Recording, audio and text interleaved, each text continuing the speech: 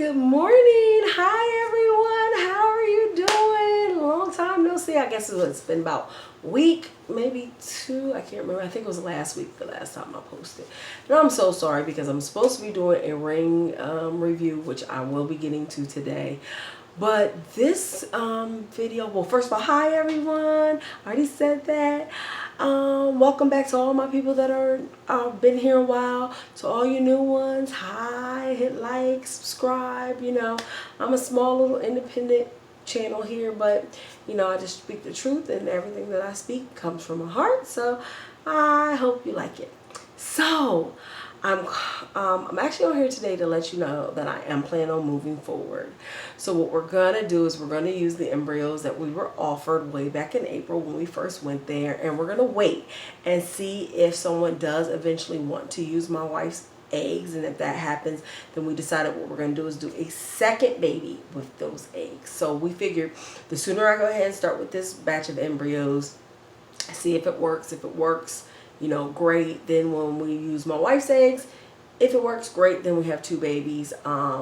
If it doesn't, that's fine too. But we just figured with everything going on, we've come to realize that some of the people that were looking for donors kind of gotten scared because of the pandemic, you know, with all this coronavirus going on.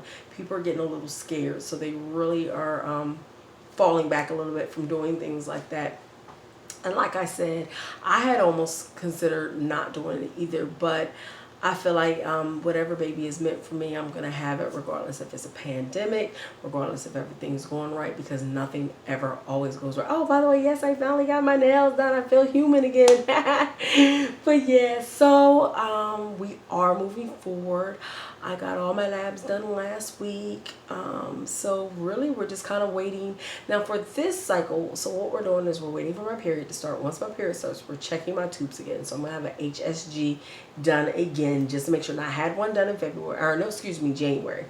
And we determined that, you know, the tubes were looking fine. Everything was looking good. So that was good. However, that was with a different doctor. And when he received my labs, he did not receive labs with pictures. He only received the reports. So because he only received the reports, he wants to have it done again so that he can get the pictures. So as soon as my period starts, we got to do between day 7 and day 14 to have that SHG done. HSG. See, I'm saying my stuff wrong. But anyway, between those days, we can have that done. Once we get that done and we see how the tubes are working, then we're going to start the medication protocols. So I'm so excited because it seems like it's really starting. And the good thing is I actually called before my periods will start. So hopefully it's starting any day now. We can get this ball rolling and get this done. And hopefully by the end of July, we have some, you know, great news that, you know, hopefully we're transferring in.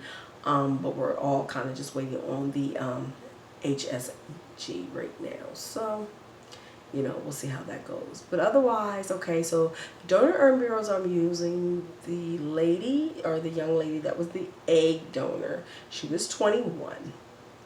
The gentleman that was the sperm donor, he was 38. There was positive pregnancies from this group of embryos.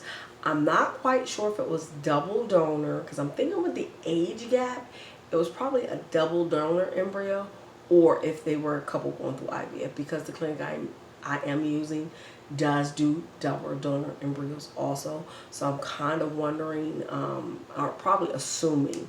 The only downfall about it, I guess, is that there's no like youth pictures or anything like that to associate yourself with the embryos. But my wife and I sat down and we discussed it, and we said, you know, the way it looks, anything like that, that really doesn't matter. Whatever baby's meant for us is meant for us.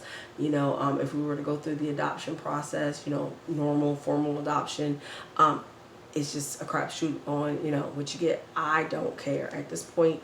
I just want to be happy. I just want to be a mother. It doesn't even matter. I just want a healthy, happy pregnancy. I want a healthy, happy baby at the end of this. So at the end of the day, look at me being nosy.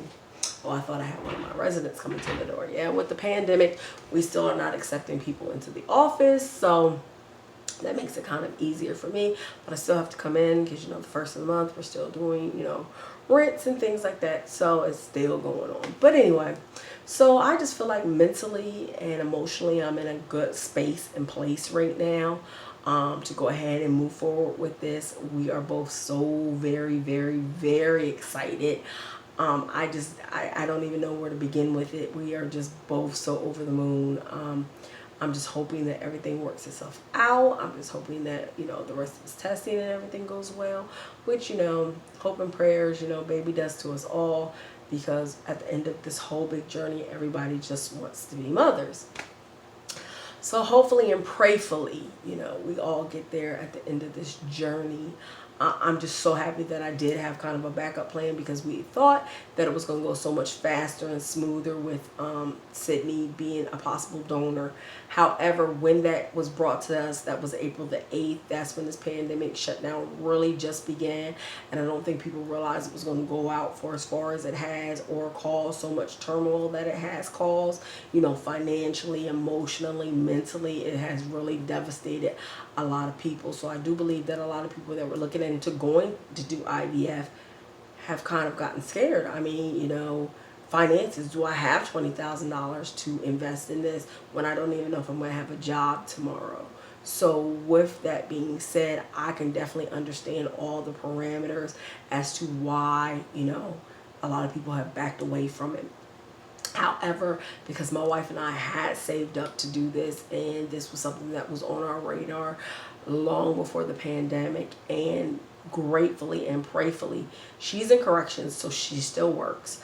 I'm in management, so I still work. And I'm probably one of the few people who took on another job during the pandemic. And the good thing about it for me was I have less personal interactions. That was a good thing. My former job, it was always interaction all day, every day. I had a lot of personal interaction, a lot of people in my personal space. Good thing about here, work in my own office, the only interaction that I have with on a day-to-day basis for the most part, except for through the phone with residents, but my maintenance man. So it's just me and him, and you know, we have masks, we have everything to keep us safe. So I was kind of fortunate in the fact that I still do work a full-time job. I still come in here every day. So that has been the true blessing for myself and my family. And when my wife and I sat down and discussed everything, we said, you know, this may be the time for us to do it right now. I know this is all going on, but this just may be our time. Like I said, it's fallen into place. The doctor's office is still open. He's still willing to work with us. It seems like this may be the way to go.